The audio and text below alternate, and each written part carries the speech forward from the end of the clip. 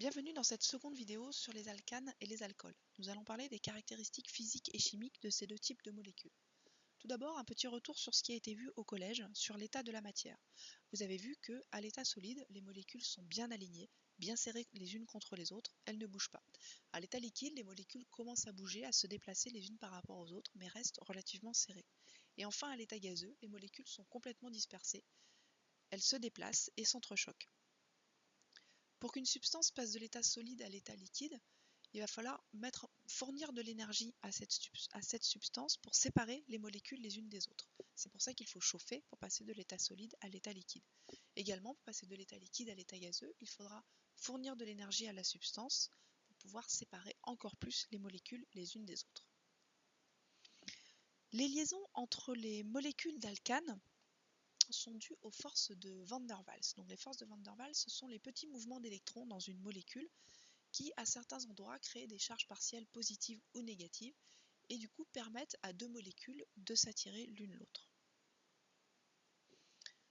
Si on compare deux alcanes, par exemple ici l'éthane et le butane, une molécule plus petite aura moins de mouvements d'électrons et donc moins de force de Van der Waals. Les molécules d'éthane seront moins attirées entre elles que les molécules de butane.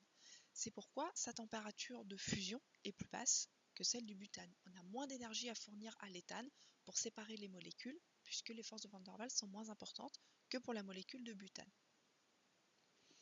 Lorsqu'on a deux molécules avec le même nombre d'atomes de carbone, par exemple le butane à gauche et le méthylpropane à droite, les forces de Van der Waals sont plus importantes dans la molécule qui sera linéaire que dans la molécule qui comporte des ramifications. En effet, les ramifications empêchent un petit peu les molécules de s'attirer, d'être suffisamment proches et de s'attirer les unes les autres. Donc la température à fournir pour l'énergie à fournir pour séparer des molécules de l'alcane linéaire sera plus importante et donc sa température de fusion plus élevée.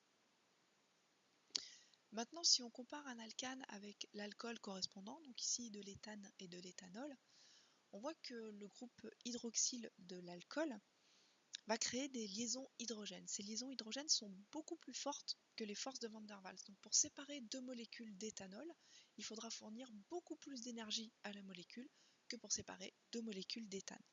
D'où une température de fusion beaucoup plus élevée que pour l'éthane. Et ce sera le cas pour tous les alcools. La liaison hydrogène fait que les molécules d'alcool sont plus difficiles à séparer que les molécules d'alcane.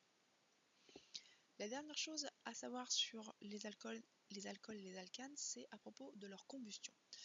Lorsqu'on fait une combustion complète, c'est-à-dire qu'il y a suffisamment de dioxygène, il est en excès, je vous rappelle que la combustion c'est la réaction d'une molécule qui brûle dans du dioxygène, la combustion complète d'un alcool ou d'un alcane va donner systématiquement de l'eau et du dioxyde de carbone.